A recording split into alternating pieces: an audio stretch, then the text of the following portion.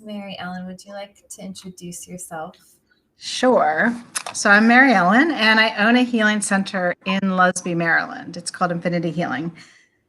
And my road to it was kind of a long one, but I opened the center in December 1st of 2017, and I was just surprised by the results because I'm a healer. So I'm a non-traditional, but more kind of like, I guess I would say Moore's Law type of person. So I'm really into the science and the data, and I'm also really, really intuitive. So I kind of blend the two at the center, and I opened it for Lyme disease.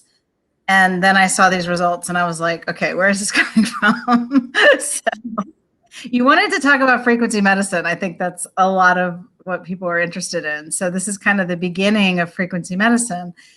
And it's not mine, it's not mine.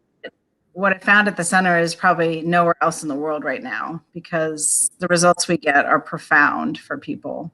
And I'm in the industry and I see it, and I get these results other places. So we can get people, in 30 days from Lyme disease, 80 to 90% better. And I can do it faster now. Those are just results we've had in the last couple of years. So the why, the how, the what, it's a blend of science and spirituality. It's a blend of energy, essentially. So I'm excited to talk about it because I have people that watch what I do in their left brain. And then I also have people that watch what I do in their right brain. And I feel like that cohesion of those two, they seem to be polar opposite, but they're actually not.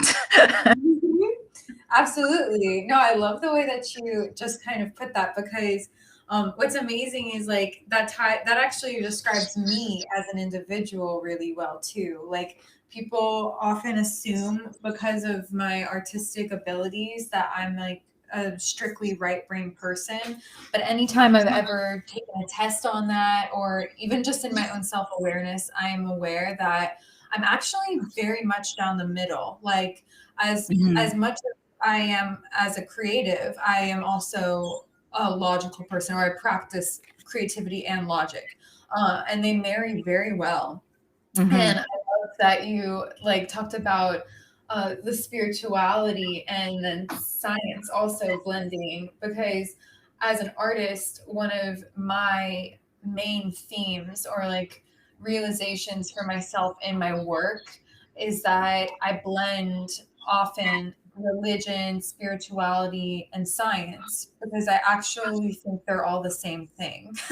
I think they're different storylines to describe the same exact thing. And like, without being biased or having one idea of what's right or wrong from my perspective, they're all equally neutral and go really well together. So I'm really excited to talk about that too, especially like on an energy exchange level, and and in the realm of meditation or spirituality as well. Like, I've had some of my most enlightening experiences once I've really tapped into the reality that like we are all just like wavelengths, and imagining like what is it to be a wavelength, like really like leading as a way. Well, really, if we're light, then we're like light particle waves because it's both. But we could dive all into that, and I'm sure you have a very scientific understanding of it as well. But also, just to acknowledge anyone who's watching or joining in, please make yourself known in the chat. And if you're like, what are you guys talking about? Just be like, what does that mean? Ask us any questions, and you're welcome to do that. And thank you for being here, both to our guest Maryellen and to anyone else who is watching tonight. So, yes, I'm as a little bit of an aside, this is a book that if you haven't read it, I would recommend. Are you nodding in? Yes, you've seen it. Are you nodding in like? No, I have not seen it, but it's interesting because a lot of the work I do is in the quantum. So it's kind of interesting that you bring that up. It's also interesting that there's a lot of physics to, I guess David's here, a lot of physics to what I do. So you're an artist. I guess you paint on a canvas. Yeah. I help paint I'm a people artist. So I'm a shaman. Mm-hmm. And a shaman is a very grounded person, very, very grounded, but also can go to high mystical states. So people have this thought process or thought form that I am this mystic, and I'm also a person. And what I do is I bring that harmony into balance for people in their bodies. So for you, like a canvas would be the art form. My art form is the person's body. So I'll look at their body and I will understand like where the inflammation is coming from and working on that level, grounding in. And what I've come to understand is the so within, so without is very real. So once you get the light body, once you get your body, your whole cellular structure vibrating, that's when you shift the quantum. That's when you shift from the old reality of sickness to a new reality of wellness and vibrancy. And I see it all the time. I see it all the time with people. It takes different amounts of time, but I'm running a cancer program now. It's 30 days where I'm starting to see the mitochondria turn on. So the quantum enigma, I don't know if it's an enigma. I mean, I feel like it is an enigma on some level for a lot of people, but for me, it's all energy and science, like at the root of it. And then there's this mystical piece of the God particle that people want to understand. Yeah. I remember my roommates for a while. I'm surrounded by physicists in my life. Like my brother got his degree in astrophysics, and one of our best friends from childhood, who's like my bonus sister, she's just finished her PhD in physics at University of California, Berkeley. Davis, excuse me. And so I've always had these like conversations around energy and around physics without really knowing the mathematical side of it, just like understanding a metaphorical or symbolic level. And it's really something that drives me just like as an individual. And I remember my friend two other friends who are also physicists, handed me a book of someone who wrote a book about like the God equation or something like that. And they were kind of like, yeah, but we kind of think he's a little bit full of crap or something like that. So I can see how even in the field of physics, there's like a lot of controversy, which is why I think they're calling it an enigma. But this book is interesting because it takes like specific principles of basically white dudes who like claim to know everything throughout history. So cool. That's pretty much the science. Yeah. Yeah, exactly. I mean, science is like the most bought narrative of all that we all kind of just buy into. And now we're finally starting to think, oh wait, maybe there's a little bit more than what we've previously believed. And this book is specifically about like physics encountering consciousness.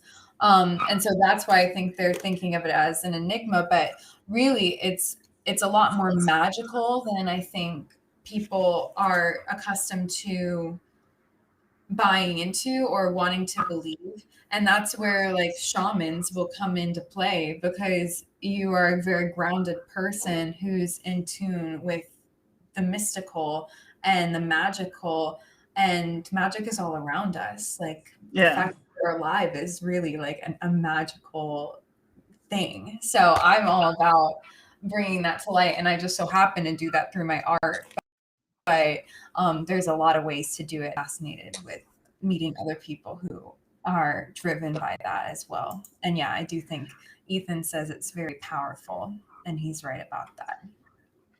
It is. And, I carry the crystalline structure. So I know from the perspective of it sounds new age, but it's not. It's very science-based. So the scientists are catching up. They're seeing crystals in people's blood. They're seeing crystals within the structures. We're actually getting new energy systems. So science is only going to is only going to catch up, but so much, because, we're the pioneers. So you think about, like, I always talk about the Wright brothers, right? The Wright brothers were in a bug you know, a buggy and with the whips and the horses and the airplanes flying over. That's frequency medicine, right? Be able to ever really catch up to the science to the point where we prove it before we do it. So we're doing it and we prove it. That's the scientific method. You do it, you prove it, you know, and you prove it on massive scales. So, you know, that's why I was surprised, because the people that come to the center also have this crystalline structure. And so they respond very well to light and sound, and everyone on the planet has it. That's the big secret, right? But it's not a secret. Everyone has this new structure, and they're wondering, like, okay, I feel dense. I feel boggy. I feel, you know, people aren't depressed, but they feel the symptoms of depression, you know, and it's not that, it's energy. And once you start to move the energy and you start to influence the energy with light and sound and specific frequencies, then their bodies start to just move better and perform better. So I recovered from 15 years with Lyme disease, for example. I could recover somebody with Lyme disease in about a month, 30 days, because of this type of approach, right? So it involves a little bit more of the esoterics, like shamanism. People say you can't replicate shamanism, and I kind of call bullshit on that, because there are so many people that are trained in neo-shamanism now. Tens of thousands of people know how to do what I'm talking about. So this is just the new way. It's not a new age, it's a new era. It's the illumination age. Yeah. Wow. That's really an amazing way to put it. And I just want to tell you about like what I've just naturally done without really much guidance, and have noticed it's healed me in a lot of ways. Like I have really immersed myself in my meditation practice for really over a year at this point, every day. Deep meditation, sometimes transcendental meditation, sometimes like vipassana meditation where it's silent and I just focus on a mantra, sometimes guided, and sometimes I just do like meditative acts. Like I'll write on the foggy mirror of my bathroom, like, you know, and just focus on those kinds of things. I stare at the sun a lot. I love laying out in the grass and just like breathing consciously. And I would say maybe in the last 7 months or so, I've begun really listening to like hemisync vibrations and binaural sounds of the earth, just high frequency sounds. If it's like less than 800 hertz, I'm like not really interested. Right. It's got to go higher. Yeah. And I listen to that more than music. Like I looked at my my Spotify 2020 like playlist. They like naturally generate back like what you've listened to all year. And at the end of the year, I took a look at that, and I realized like I took such good care of myself in listening to just healing sounds more than I listened to any kind of music. And I used to suffer from chronic pain and joint pain and depression and anxiety. And I've been consciously trying to transcend above all of that. But the fact that I've been consciously doing that throughout the day, you know, listening to like astral sounds or whatever you want to call it, whatever you would call it, I'm curious to know. While I'm sleeping and all of that, I don't think it's coincidence. Like I see that as a heavy, like data-driven correlation of my own healing. And it's cool because that's just like what I intuitively began doing, but there's real science behind it. And so that makes me like so excited to learn that. Right. And actually, you know, I've helped over probably 1,600 people at this point with this kind of stuff. So it's real. You know, I use Huso, which is a human sound, high intention for healing. I kind of walked into this accidentally. I have a float. I have a detox system, which is ozone. So it kind of influences the body in a positive way. I have a near IR bed, cryotherapy, PEMF devices. So all of this is kind of like the technology version of what you're talking about. And so, yes, the crystalline structure needs these new systems, right? And so a lot of people are like, well, you try it, right? Try it. If you're in the wavelength of a light form that's not healthy for your body, like we all know that those lights, fluorescent lights, aren't healthy for us. Mm-hmm. Because we have the crystalline structure, they're actually even less healthy for us than we realize. So we need that harmony. So light in our homes, sound within our homes, and I started also working with meridian energetics and spiritual response therapy, those two modalities. And meridian energetics, I can feel these new structures and the people feel them, right? So it's not like I'm doing this work and they're like, oh, I'm not experiencing. Like I can get someone out of pain just by opening up their meridian here. I did that the other day with my pinky. I just got her out of pain by opening up that meridian. It's a new meridian. How cool. I mean, this happens daily with me. So I wish people could see more of it because, I mean, I almost want like live cameras, but I don't do that because people come to the center to heal. But it's so profound when you see the results and then you see the people experiencing those results for themselves. That's when it becomes incredibly real and very science-based. You can't deny over 1,000 people experiencing this stuff. You just can't. It's just not possible. So how does that become more available? It's the things you're talking about, the binaural beats, the types of frequencies. I actually started listening to 1166 hertz recently. It's grating, but it's clearing. So when I run that frequency through my body, and just like went to YouTube, so you have a variety of quality out there, but run that frequency through my body, I clear myself. So as a healer, I can pick up what's called secondary vicarious trauma. So if someone has an issue, I can pick that up and then the energy expresses in me. So I have to be more mindful of my than most. But if people are in the helping profession, nurses, if they have a theme with their people and they're like scarcity, for example, if scarcity is the energy you're picking up as a healer, then you're going to express that scarcity in your life. So it's really important. Quarantined inside for a year has a negative effect on health. I would say we're going to be blending technology and outside. That's what I see. And the thought leaders that I follow are seeing the same things. So we're going to have homes with new lighting and new sound, and it's going to have ecology within. The earth is going to be within our homes. So, I think that's really where we're headed. But, I think, being inside with the improper lighting and improper sound is really detrimental more than anything else. And you can even tell my vibrations going down. So what I do is I keep myself at love or above. So each, like you can hear was it 430? No, it's five. Is it 528? I think it's 528 for the heart. The heart, generally speaking, hertz is 528. You listen to 528, you'll keep yourself at love or above. So you don't have the fear, the anxiety, or any of that kind of stuff that really creeps in. And that is actually, the amygdala is changing. So our old systems of flight or fight are going away and new systems are coming online. So I'm excited. I don't know where you want to go with this section, but I could go a lot of different places. You can ask me questions.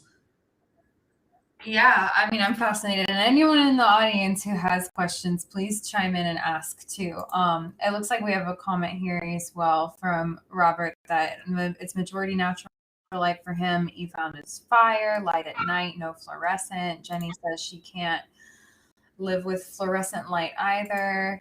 And I think another thing, just to like circle back to Ethan, who shared with me that he's starting to try to get more into his meditation practice, is like, it is difficult during this time across the board, but I think it's about like consciously cultivating a space for yourself, which is conducive for your own healing. And I'm sure that Maryellen will be able to assist, able to say how that can be made possible. Like when we're talking about is simple stuff, like it's on YouTube, listening to that throughout the day, and like we are quarantined, but can still go out, and the sun is everywhere. So we can find the sun if we are conscious in that.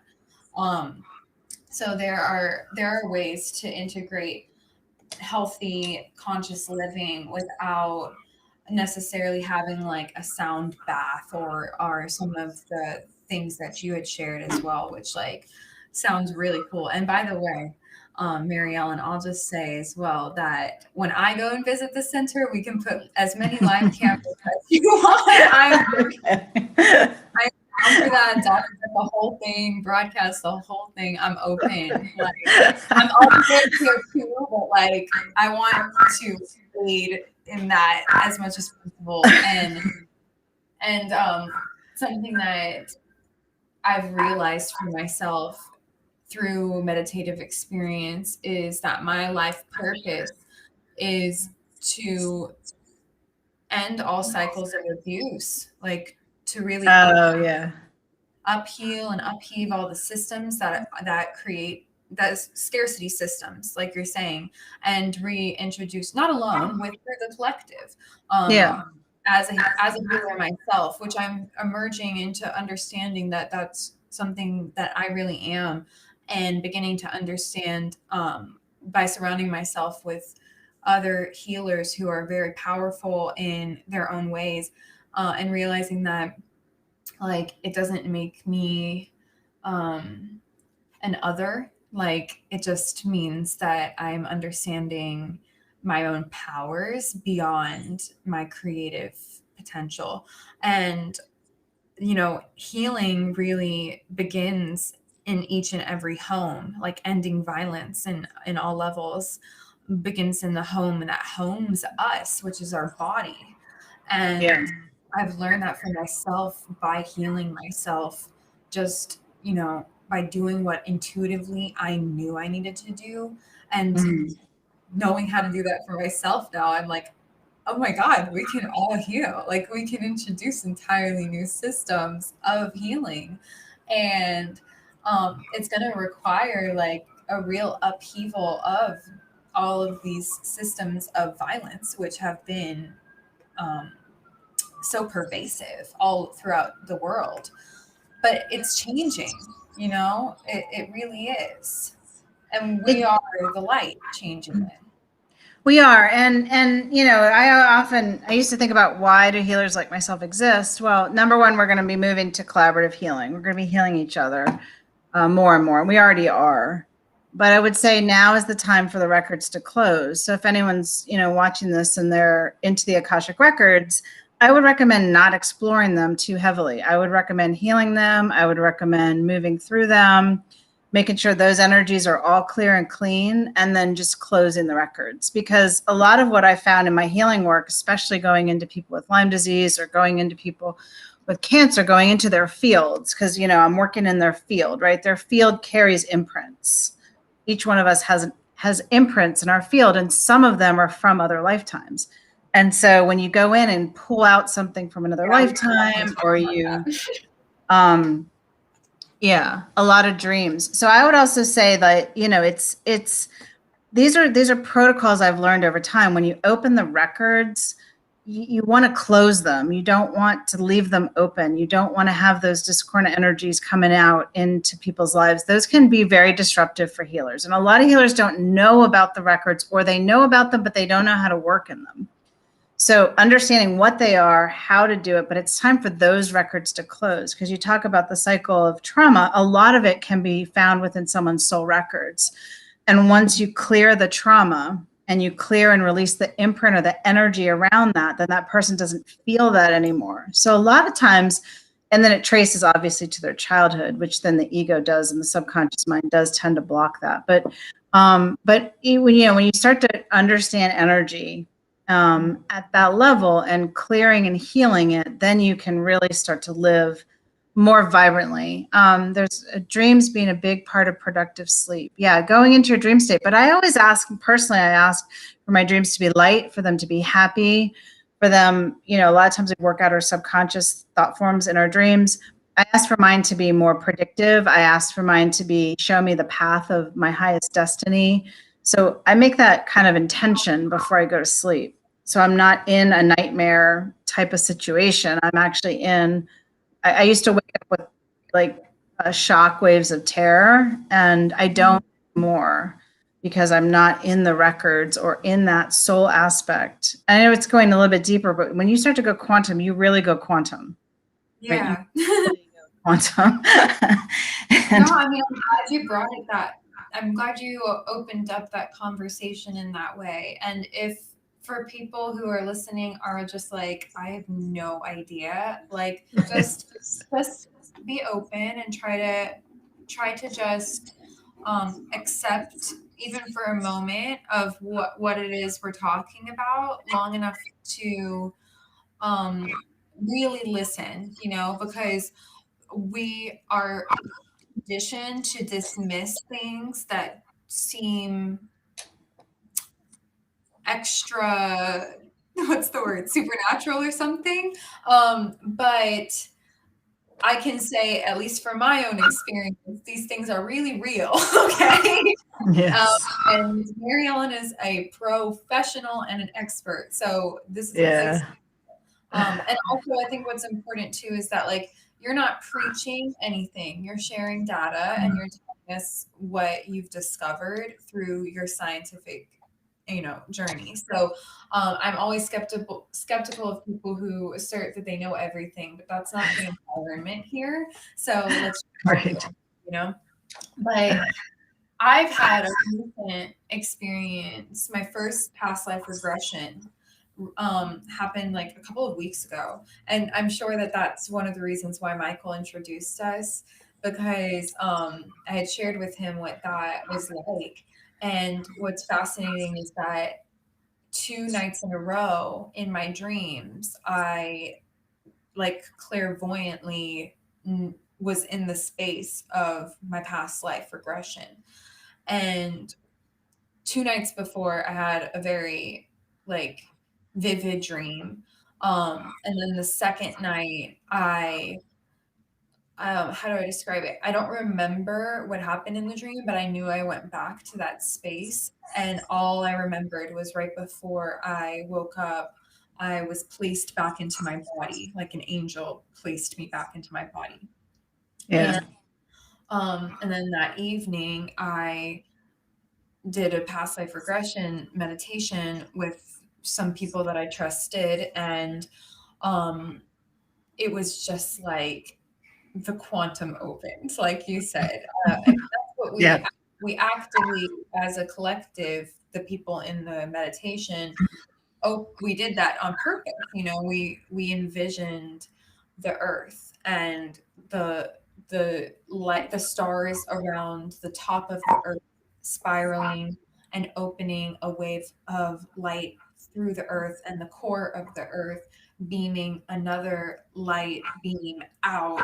And you know, I've drawn this experience in virtual reality, which is something that is cool. And I'm Yeah. to you know, document these kinds of things, because what I'm realizing is that that's one of my gifts, is taking like really, really complex scientific ideas and creating art out of it. And what's interesting about what Benati, one of the people in the chat, had said in a video that I just was like reflecting on, was she quoted Neil deGrasse Tyson and said that STEM really started gaining steam and being able to impact civilization when it blended with the arts. And so I realized my role in that, you know. Yeah. But it's amazing that it's all happening at once, like the past life regression and the virtual reality and connecting, like the blessing of connectivity and emerging into like even just my wealth and prosperity consciousness and life purpose, and integrating all of these important things, that it's not a mistake. It's like I'm actively manifesting it. And so I'm just beginning to understand. I mean, I'm 24, like I'm young. So having that level of wisdom has been interesting, and being surrounded by people like yourself is just such an honor, because I'm learning, like, moment by moment, it feels like my consciousness expands. Well, and that's one of the reasons I talk about it, because in tribal cultures, people who have gifts, who are healers, are honored and valued, and they can access these dream states, you want to call it that, in indigenous cultures. In the Western culture, it's stuffed down and said it's not real, it's not this, it's not that. And what happens is people get sick.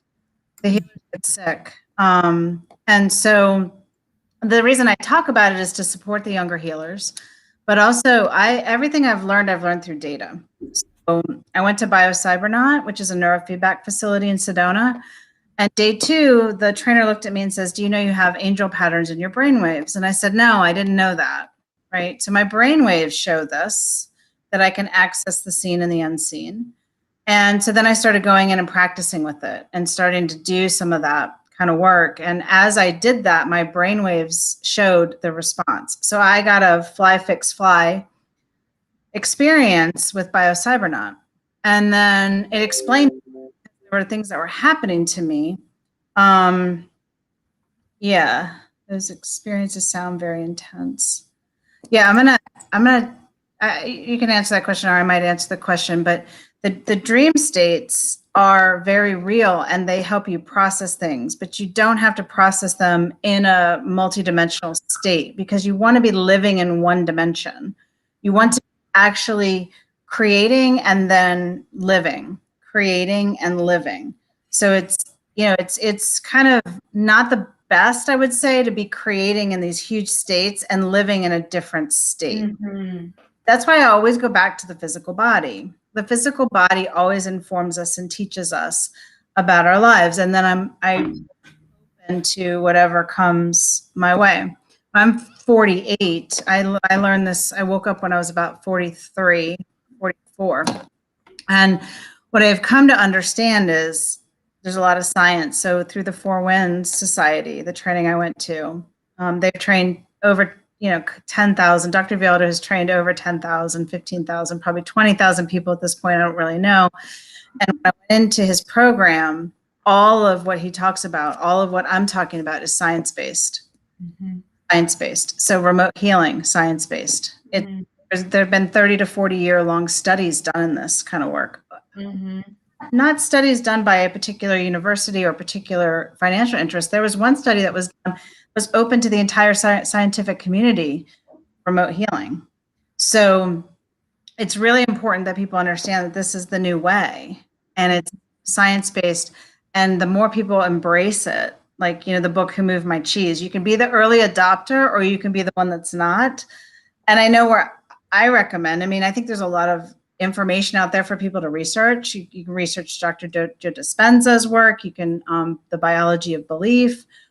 There are so many books. The Field by Lynn McTaggart. She does a great podcast. So once you start understanding, I think once people really start understanding the practicality and the realness of this, then it becomes very empowering. Yes. Wonder about your dreams. Yeah. So dream states can be easily explained. If you wake up in the morning, you go, okay, what does this dream mean to me? Show me what this dream means to me. But I'm sorry, go ahead. That's the perfect setup, actually, because that's exactly what happened. I woke up and I knew exactly what I needed to do. I picked up my pen and paper and I started writing. And what's amazing is that I wrote, at the top of the page, I wrote fear and desire. And mind you, I was just dealing with a painful breakup, and with someone who, like, our soul journeys is how we got introduced to each other, basically. So I say painful, but it hasn't really been too painful. I've healed more than anything from it. And it's divine timing, the way that it has manifested in the now. But I was coping with all of this and I had this dream and I woke up and I immediately wrote fear and desire, and I wrote about how my past self used to believe the opposite of fear was love, but I was misunderstood. My past self misunderstood, used to believe that desire was love, and that that's not true at all, actually, that love is something that transcends polarity altogether, and that any kind of emotional attachment I may feel or perceive or feel is something that defines me is either rooted in fear or it's rooted in desire. And that's something that I'm able to heal from. And so this really began the healing process of that for me. And it's interesting that I wrote this I wrote like my past self, my past self. And at that moment, I thought I was referencing like Carina and Carina's past.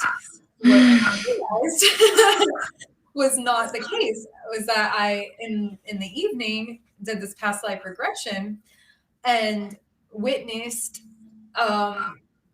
in a state of protection some really traumatic experiences that I, Karina, someone living in like the 17th century in some kind of palace somewhere, um, with very vivid and descriptive like settings and context to where I knew I was somewhere with a family and people that I related to.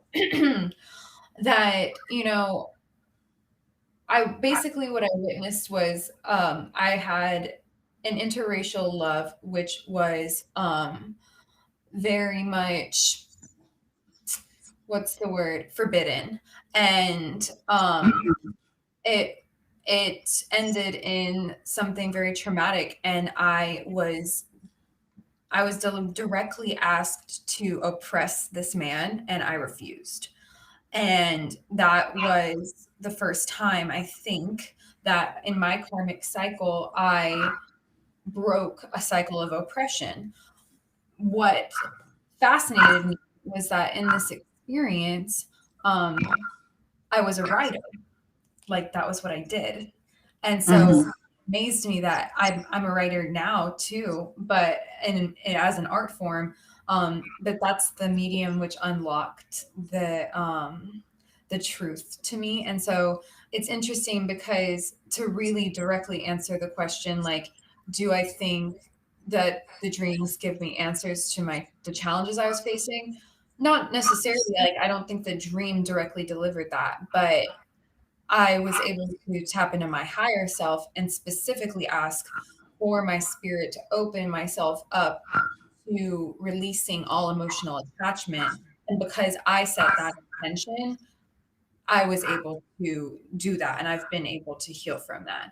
So it's a really fascinating thing, but I had never experienced anything like that, and I knew it was real. Like I always felt like that, and I have been aware of reincarnation and believed in reincarnation since I was a child. Like my mom explained heaven to me when I was 3, and I very, very distinctly remember her saying, you know, your grandma Dorothy and the dog and the cat are in heaven, and one day you're gonna be in heaven too.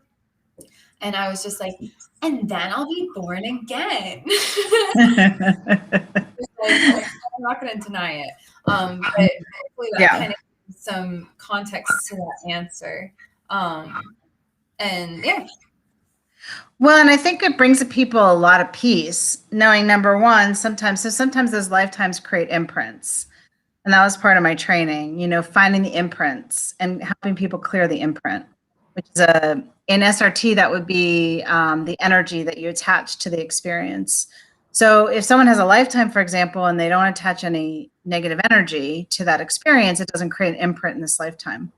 If they do attach a negative, you can clear it or release it, and then their physical health shifts.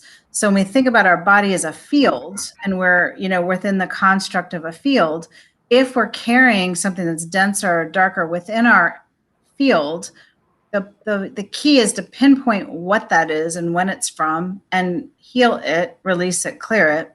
And so then you can live in this lifetime with a lot of joy.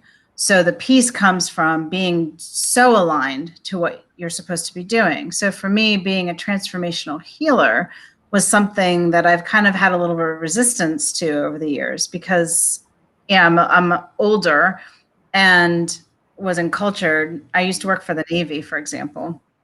So I was a civilian working for the Navy, and none of this spirituality was ever a part of my conversation. But I understood the quantum because as I negotiated contracts, I could see the outcome of the contract, and I could move the team towards that outcome. So that's creation, but it's kind of an old way. The new way is with these new energy systems is what you're doing. So you're going into your heart space and you're creating with your heart space and you're looking and you're visualizing and then you're expressing in your life. So these new ways of creation are faster. And one of the biggest things I think that I learned was living a life of service is the way to get these systems activated. So when people realize that they're part of the one or the part of the collective humanity, and then we have each individual roles to play, that's when these new energy systems really come online. And they're real. They're very real. And so your creation happens faster, faster, faster. So then your thoughts really do become your reality really quickly. So then those thought forms, are they positive thought forms? Yeah. Doubt in there, because doubt kills creation. So the fears, all that needs to go. And the traumas you talk about, those traumas create imprints, they create fear, they create doubt, or they create the lower vibrations. So my hope is that people get to peace, because we are headed for peace. I know that. Like world peace, this is the Messianic era. We're headed for world peace, for sure. No question. Take how long will we do we embrace these concepts quickly? Can we understand that when we heal the trauma, we heal the lineage of traumas? When we understand that we're healing 7 generations forward and backwards, really, I've seen so much generational healing too, that we can start to avoid the traumas and start to really change the trajectory. And this is kinetic energy. This is also physics. Yeah.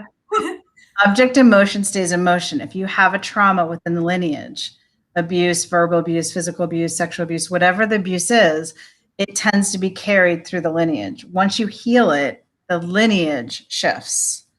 And you start to get to a lighter, less dense, more happy. And then if you can feel it, when you have the crystalline structure, you can feel the change in love, bliss, harmony. They all have different frequencies. They literally have different frequencies within the field. So it's a number. Yes. There's a level to it. I'll pull up power versus force. Yeah. David Hawkins' work. Yeah, that was what really prompted me to see it. Like I was like, wait, this is a chart. Like I see this. I get this. Like, yes. I really understand. And that was what opened me up to really seeing it. This might be a good question for you to answer, Maryellen. Thoughts on certain things being genetic in nature versus learned. And before you answer it, I'll toss in that I just learned about Theta Healing, which would be like healing on 4 levels. So maybe you can answer in that context so that I could deeper understand as well. Sure. Yeah. Theta is a very healing state. Shamans go into a theta brainwave state a lot. So genetics in nature versus learned. What you're talking about, Ethan, is epigenetics, right? So you're talking about gene expression. So in the lineage, what happens is, yeah, that's a great chart too. And what happens, what I found in my practice working with my clients is that when you change an expression of the depression, we use the Great Depression as an example because that's something that's carried within the lineage. So scarcity is carried within the Great Depression. So if you have your grandmother who does her collect her aluminum foil into a ball, and you're raised in that home right now. Well, it hits a lot of We're talking drawers of baby doll faces and pennies and like what the hell, man? It's that mentality that there isn't enough. Yes. expresses and we're going to ration this. You have to eat it all because of this, because people don't have enough. When in reality, when you look at the planet and in reality, we have enough water, we have enough food, we have enough shelter for everyone on the planet. I know we have about 7.5 billion people, but if you look at the landscape, we actually do have enough. We just have to really focus our intention and our energy in that way. So you go in and you heal that imprint. Well, how do you do that? In SRT, it's a high self-clearing. So you'll precision it and you'll say you'll clear it. You'll just clear the imprint. In shamanism, we work in the energy body. So we'll check the chakra systems or we'll check the energy systems to see where the imprint is carried. I had a woman come in. I have so many stories, but I had a woman come in. I removed a very strong energetic imprint from the Great Depression era, and she went into physical shock for like 2 hours because this is how much these imprints affect our field. So this is very real. When I do extractions, like out of the heart space, for example, people can breathe again. They haven't been able to breathe in years. So there's a physical expression of the genetics. So when you start to clear the imprint of the Great Depression, you stop feeling scarce. And feeling scarce, you stop expressing scarce. You actually express prosperity. And your thinking, your thought forms from prosperity. Now, one thing that I want to say, if people are out there doing transformational healing like you're doing, make sure you clear your secondary vicarious trauma. So if you help somebody who has scarcity in their field, you're going to pick it up again and it's going to express in your happened. Yeah. Okay. And you're going to think it's yours, and it's not yours. It's theirs. So you want to do, like, there's a systematic way of clearing yourself in between sessions so that you're not carrying that energy and it's affecting your life. So it doesn't just affect the physical health, it can affect your life. So what I do now, for example, is I do collaborative agreements. I say, pay what you want, right? Pay what you want. I have a fair market value, pay what you want. It is a higher level of consciousness. It took me about 3 years to get to that understanding of how to make that work within the framework of a lower vibrational energy of transactional thinking. You know, like, this is what it costs. This is the transaction. It's a financial transaction. Well, we can't put a financial price on life. But what we can do is say, this is what I believe at the heart of spirit, my work is worth. And here's what this person can pay. Are they what they want to pay? So it's not what they can pay, because that's a scarcity mindset. It's what they want to pay. Yeah. You know, get into that amplification of what in quantum physics would call the third energy, the amplification of energy. So that creative spark is created from, it's an alchemy, right? You know, how do you create fire? It's the same way people coming together doing business. How do you create fire? How do you amplify each other? So you can take it a bunch of different ways, but I would say the epigenetics is so important to clear so that you are in that prosperous state, not in your head, not only in your head, but in your whole physical body. So where do I feel scarcity? Where do I feel, and I'm talking about the etheric body, the emotional body, the intellectual body. These are very real bodies where we carry energy. So it's a science to it, and there's a lot of professionalization needed for it, because I think people have a broad understanding of it, but they don't have the professional understanding of it. And that's part of my role, is to bring the protocols into people's awareness. So that's why you served in the Navy and had that. No, but seriously, like, how would you be able to integrate that without those kinds of experiences, you know? Yeah. That's incredible. I'm amazed by what you just shared on so many levels. I've been told by a healer recently that, like, this is something I should do as a revenue stream for myself as well. And I'm beginning to, like, think about that or consider it, I guess. And there's more experience that I need to acquire before I would be able to do that. For example, I'm sure I would probably need some form of certification or something.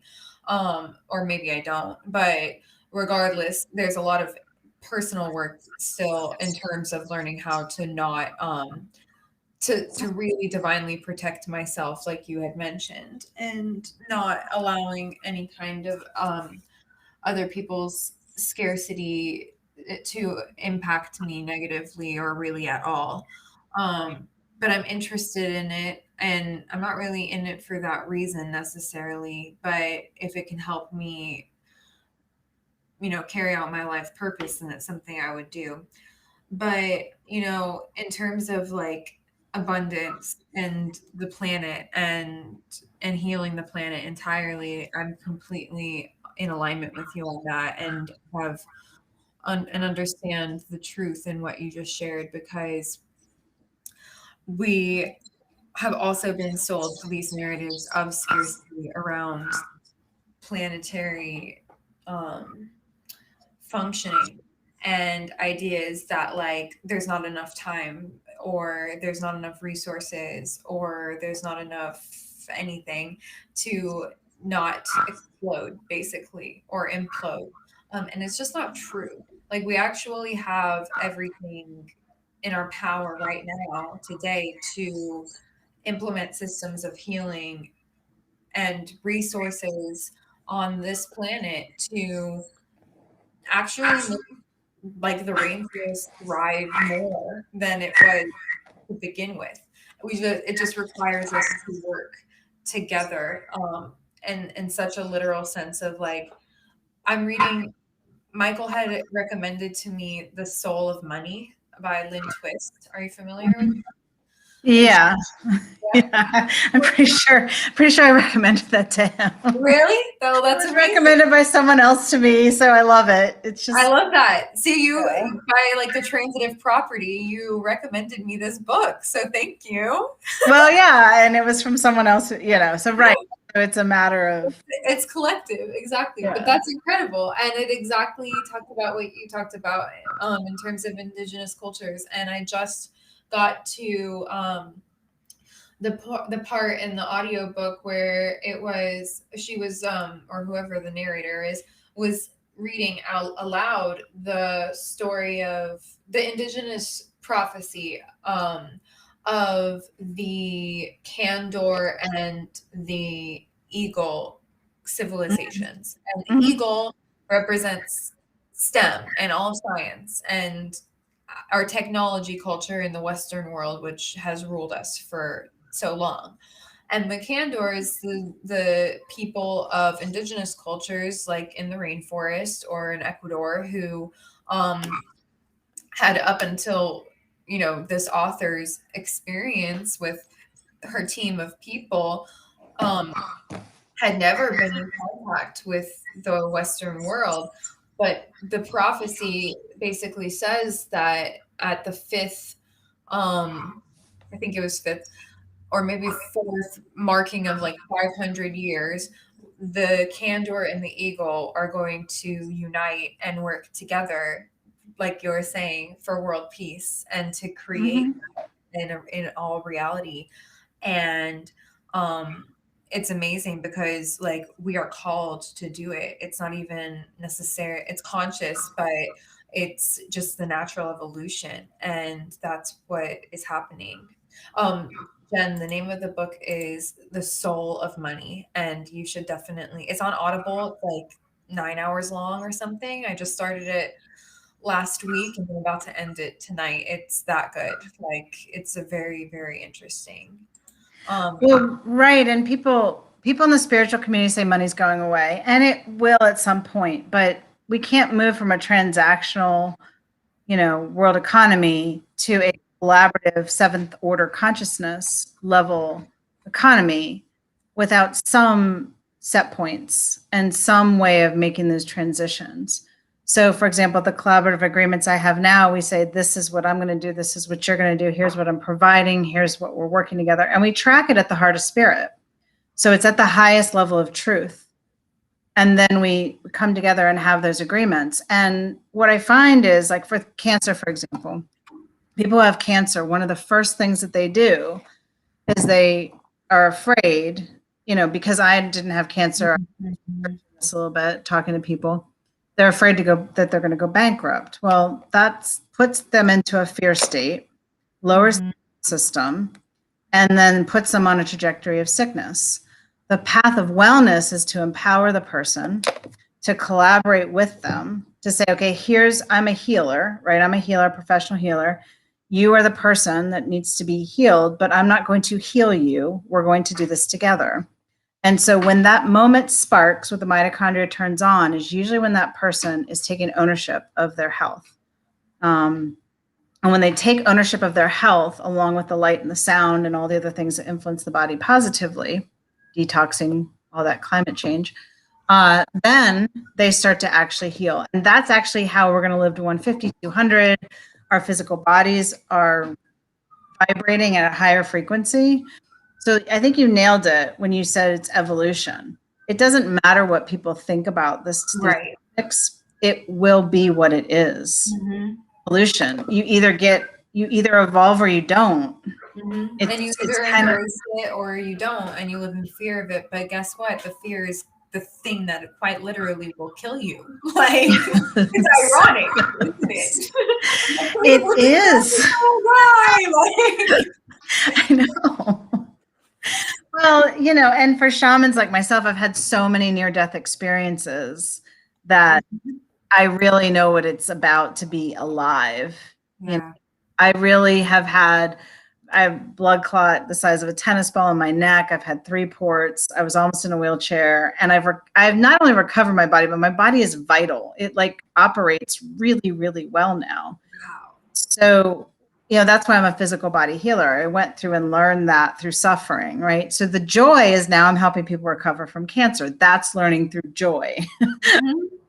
Because I'm seeing, and I didn't ask to do this, but on some level I did. I guess I had that agreement, right? Because I'm like, I don't know how, but people started showing up with cancer in my life. And I was like, okay, there's something here. I need to really look at this. And now understanding the physical body, the energy body, and how those two work in harmony, I'm helping people recover from cancer with these techniques. So if you want to read Radical Remission, talks a lot about what I'm talking about, but it's not the science. The technology is not as well known. So it's the technology, but I still feel like we should be talking about protocols for energy healers, because I think this is, yes. That topic keeps coming in. So the special protocols are, you got to clear yourself. You can't have 10 clients a day. Like that whole model of doctors taking care of 10 to 20 people a day is a model for a lot of distorted fields. So, you go in to heal trauma at the level we're talking about, you need to create a sacred container. You have to be in sacred space. You have to work in a way that the person feels safe and you don't take on that trauma. So the trauma I help people release is very, very deep trauma. And I don't want to carry that in my field. So, people, I don't know if you've heard of John of God. He's a healer that was in Brazil, got himself into some trouble. I think he's in prison now, actually. And this is how important this is, because if you take on the secondary vicarious trauma, you then it starts to influence your life. So these practices of clearing and releasing, you can use technology, you can use binaural beats, you can use some of that stuff, the 1166 hertz works. But if you're doing energy healing, it's really important that you maintain your own energy body and that you're not taking that on. What else? Yeah. I feel like there's some things. Okay, so this is the other thing. People have predestined. We have our fate, we have free will, and then we have what I call the law of sovereignty. Law of sovereignty is each person. So I get into a lot of twin flame stuff and soul connections, and that's a big part of my work as well. And a lot of that is time for it to heal off the planet. So a lot of the marketing around the twin flames is not actually factual. Yeah. When you really track it, yeah, it's not real. But twin flames are real, and those connections can feel very uncomfortable and can be very triggering. And there's real help for people. It doesn't have to be like 20 years of suffering. Everyone's like, I met my twin flame. Well, did you? And what did it feel like? And is that something that you want? Do you realize you're sovereign? That you don't have to be in a mission-related relationship for 30 years where you're wanting that person to be with you and they're not. Like, it just isn't the way. Yeah. Love. Like the unrequited love. Yeah. It's a romantic story. And it's an older story. So some of the older twin flames, they're very real.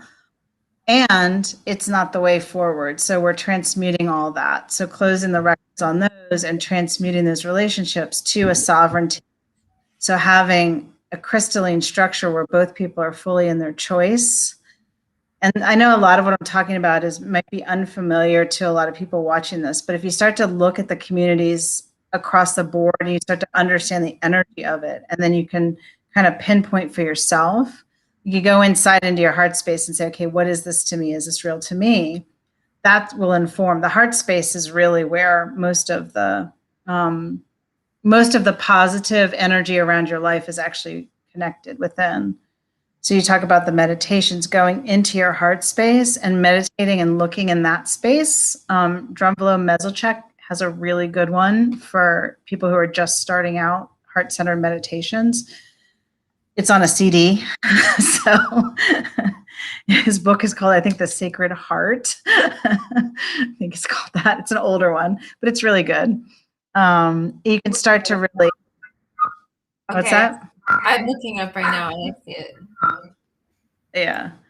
Yeah, it's a really good one. It's a really good meditation because it harnesses the energy and the power of the heart. Wonderful. I got it. Please. Yeah.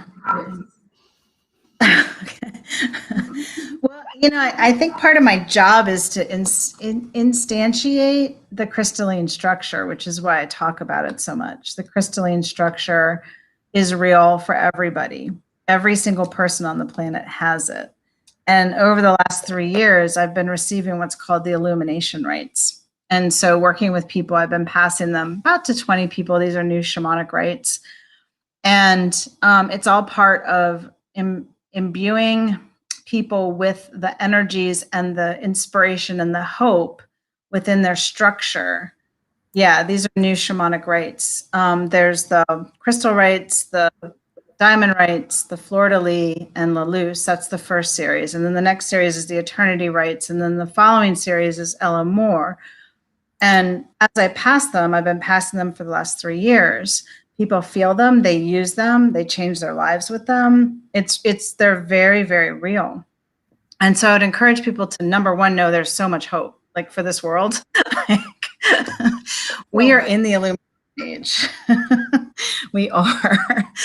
And the faster we all get it, the more I talk about it, the more you talk about what's resonant to you, you share, the faster we all get there. Because literally within the field, we are one. We are literally one. We are one. And yes.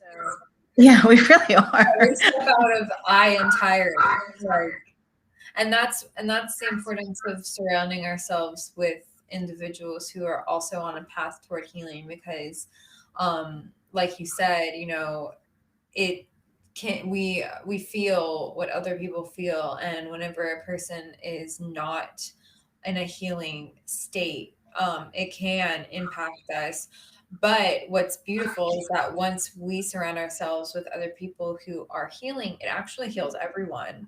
Like, even like, I mean, I wouldn't have thought that my parents would be at the healing stages that they both are as individuals at this point. But I know that watching me heal in general has healed both of them, and me, and the ways I've been able to share the things and ways that I've healed has helped heal both of them as well. And it's like, it's a beautiful thing, because it takes a certain level of distance from them, or it took me a certain level of distance from them to be able to get to that state. But now that I've reached it, I've been able to give again in ways that were non-egoic and totally selfless, because I realized the interconnectedness of our nature. So it's very full circle in that way. And yeah, I think even on like another level, like people want justice right now, but what I think people think justice is punishment for a person who's done wrong. And as long as and don't get me wrong, I want like legal justice as well, but I never expected like, I'll just say it in really blank terms. Like, I'm not surprised that like Trump was acquitted, because these are systems of oppression, the way that they've been designed. So it's like I never expected um justice to be served with immediacy in that way. Like, it's going to take longer. And I think it goes so much deeper than just that, like, one individual or one repercussion for that individual's acts. And there's a Black feminist author named Audre Lorde who wrote, like, the master's tools will never dismantle the master's home. And on that level, like, it's just the truth that, yeah, I mean, we're not going to find justice in a system that was designed to not deliver justice. So looking for healing in a system that was not designed to heal us is not the right way. But there's hope, because we are transcending beyond that, and we are transcended as individuals, and we are quite literally the light. So once you realize that, and once we can talk about that, like, candidly, you're right, it's a very healing thing. Let's see what Jen has said something to. Yeah. As my husband and my son, family outside of our home has healed. And when we change energy, the energy of our the energy is positively impacted. So it sounds like Jen also has had that experience. Well, and yeah, what I would say very clearly is the way is through the heart center, compassion, right? So you can talk about Donald Trump, you can talk about Hitler, you can talk about the Chinese leaders, you can talk about Southeast Asia, but when you realize, understand, and have a complete impact of the one and the fields and Lynn McTaggart's work, Power of Eight, you realize I am him. There's a part of me that is him, and there's a part of me that is. And so the only way forward through all of this is compassion or above. And I know that sounds esoteric and airy, but it's real. And the part of it is when we get to world peace. Now, obviously, you want to look at zero limits. Ho'oponopono is a really important practice to engage within. I don't know if you've heard the story of Ho'oponopono. It's a zero limits. I can tell. I don't know where we are on time, but Zero Limits is a great book to read. It's the healer. He was a healer in Hawaii, and he didn't meet the people. He just went through their records. He was in a psychiatric ward, and he did, I'm sorry, please forgive me, thank you, I love you. Oh, I know. Yes, I've heard it as a song. Yeah, and when he was done, the entire psych ward was healed and empty. So we have to get to an understanding that we are literally one with each other and come in our heart center, not accepting poor behavior, but getting to a place of forgiveness is the way for all of us to shift. So in the spiritual community, they say, well, I'm in 5D and I'm in 3D. No one is in any D until we all get to a certain elevation of so it just doesn't work that way. On the level of the physics, it just doesn't work that way. When someone's in 3D and you're in 5D, no, you're all together. You're in the same dimension, right? I love it's so important. And yeah, I mean, Maya Angelou said that I am human, therefore there is nothing nothing human that is alien to me. And I really resonated with that once I heard it. And this is a woman who who was very much abused on all levels by people who were supposed to protect her. And if she's able to understand that, then we have to listen to that truth. And I really understand that there's nothing that Donald Trump or any disgusting act that has been done that is outside of myself. Like, the fact that it was done is something that resonates within, and to be able to forgive for that, while still, of course, holding accountable to the fullest extent of law, like someone's poor behavior, you said, but the act of like in the heart being able to forgive, it's actually very timely because today I received a comment on a post that I was talking in a piece of art. I was talking specifically about this. I was like, in the drawing, I had written something that was like, "Ain't no Aryan race, bit like, like 2020 transcended or something like that." But somebody had commented like, "The Aryan race is clearly inferior." They proved that with Germany, and I commented back like, I do not believe in inferiority and superiority. We are all humans. And some of us have opened our hearts to understanding that to self-love, and with that there's no need for domination, and others are very hurt and have not discovered the truth of love yet, and in that they believe that they must act with aggression and domination. And I have compassion in my heart of hearts for those people. We are all human. And it's exactly what you just said, like, and it does, Ethan is right that it does start with self-compassion, because it all acts of like pain can be healed with self-forgiveness and forgiving for the abandonment of oneself, and whatever that looks like or how it manifests for an individual, that's definitely a powerful thing. Yeah, and I believe very fully that we need to be acting and operating in coherence with our words. So if you've read the book The Four Agreements, that's a beautiful, and we have to live it. We have to be it. So the collaborative agreements, for example, is my way of saying I'm in Aini or flow, reciprocity. So I am at a higher level of consciousness. I'm not talking about it, thinking about it, writing about it. I'm doing it. We have to be it for it to shift. So when we say human life is the most important thing, we have to actually do that.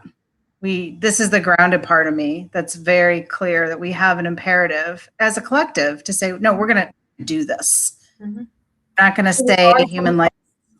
I'm sorry? And we are doing this actively. Yeah, we are actively living this way. When we all actively live with a higher level of consciousness, then we all shift. But that's the part of the community. And I don't get into judgment. I'm just giving you perspective, because I judge no one. I literally see the light in all people. Yes. All people. But when it gets to the place of like, how do we find our way through? I'm talking from that perspective. We have to be it in every moment. It's not a, oh, I'm gonna do this someday to have this particular way of living. No, we actually have to embrace it and embody it. And so what I call that is embodied unity consciousness. Walking on the street, we have to acknowledge all people and understand our oneness, and understand that, when we have food, the kids that don't need to have the food too, right? That is reciprocity. Are we living in reciprocity, or are we saying we're living in reciprocity when we're not actually living in reciprocity? Right. And each person has their own container from which to operate. So that's why I always go to the heart space, like divine alignment. I always stay in alignment. My job is to be a healer. My job is to be at the center. My job is not to necessarily travel the world and feed people, but someone's job is. I know that. My job is to sit in the center right now and cure cancer. So that's what I'm doing. Like, that's my job. And I stay very aligned to that, because there's a lot of things we can do, but what are we really supposed to do? The keys are in our heart center. So if we go into our heart center, or when we do, and we say, okay, how am I to serve? How am I, Maryellen? How are you? How are we to serve? Then that's where the information comes from. So I had this session with the shaman, my first session, where I was like, I don't even know what a shaman is. This is weird. I don't even know what I'm getting myself into. And from my wellspring is what I call it. He said, I said, I'm a great healer. And he looked at me, he goes, yeah, sure you are. I hear that all the time. And then we journeyed together, and he sat back down. He goes, wow, you are a great healer. I'm like, yeah, I know, it's a problem. I work for the Navy. Like, how am I going to sort this out? But my point was, it came from my heart center. So when I say I'm a great healer, that means I'm adding to other healers. I'm not detracting. I'm not saying you're less than and I'm more than. It's from my heart. I'm like, oh, I'm a great healer. I better get on it. I have a job to do. It's not about me being better than at all. It's not from ego. It's from a place of deep service of my soul. So when we all go to that deep place of service of our soul, that's where the keys are. Then we shift, because we all have these, I always see it as like this puzzle piece. We all have pieces of the puzzle. Every single one of us has a piece of the puzzle within our heart structure, and we can access that at any time. We can access that at any time. And so then people stop searching for what to do, because the searching is not helpful. The looking inside is much more helpful to people. We have another Maryellen who's so getting it. I love that. Yay. And honestly, like, there's no better way to wrap up than that, honestly. But yes, I really appreciate that. And I was clean to, or really, really absorbing, rather, the words that you were saying, and realizing that I'm opening my heart to understanding what is my divine calling, because I understand what my purpose is. I understand what my mission is. And I'm being it, but I'm not being it fully. I don't know what that means yet, but I am aware of it, and I'm figuring out, or not figuring out. That's the thing, it's not about this. Yes, it still hasn't revealed itself to me, I guess. But now that I've said it, give me 24 hours. Oh, you're gonna figure it out. Right. I'm discovering that part of myself and knowing what the fullest, how to really show up in this world. And I don't fully know, but, or maybe I do, and I still haven't accepted all the way that, like, it's to do art, or it's to connect with people, or whatever it is, it'll show up and show me. But it's amazing, because, like, there are things in my life, like, that aren't working out, and, like, why am I smiling like that about that? But it's because I know that my soul is protecting me from what is not mine and what is not for me. And that's a big thing. Like, what is for me is right around that corner, but first I have to accept what is not, and where my time does not belong, and what energy I should not be giving. And so in accepting that, like, the answers are right around that corner. Well, yeah. And I would say for you, especially, transformation and miracles. So when we go into our heart center, we meditate, and then we come out of that and we say, show me, like, life, to spirit, to the universe, to the divine matrix, whatever you want to connect with, like, show me my path, just show me today. And I'm open for miracles. And energy, that frequency of miracles, is what you vibrate at. And then that's what you attract. So it's like the law of attraction, but it's much more soul aligned. So soul aligned, law of attraction, The Secret, all that kind of stuff. But the soul alignment, that's the piece that really, I think, will make your heart sing. Whatever, like when I say the wellspring, for you, it's that passion coming out. It's like that, this is what I'm here to do. This is what enlivens me. This is the place that I want to live my life. Yeah. And then everything flows around you. But if you go to that space of, like, no, I don't think so, or maybe not, or question me.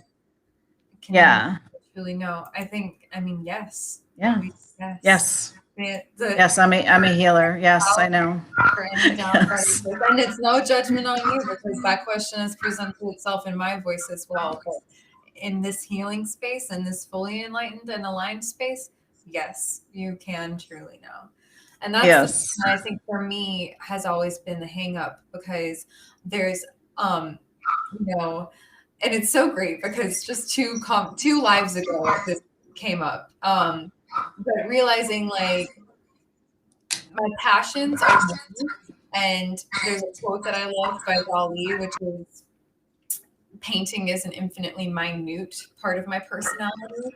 And I really get that, because it's like, should I paint? Should I draw? Should I perform? Should I do this? Should I do that? Should I do that? The answer is, passion is my compassion. So as long as I'm compassionate, that's it. And I'm doing what I'm called to do. So it can be physics, and it can be dance, and it can be cooking, and it can be all these things. And like no one thing is the right or wrong thing. And the idea of a niche is just crap in my life. And then that's okay. It takes more courage to venture into the dark depths of your soul than a soldier to go into battle, but it's still doable. And the thing is, like, it's not darkness at all. It's darkness is the idea that it's going to hurt, but it doesn't have to. It's actually it doesn't. Yeah. Wow. I mean, we're going to have many more conversations, Maryellen. I feel like this conversation can go on for a very long time. Oh, it's doable. That's what I wanted to share with people, the doable quote. So here's the thing.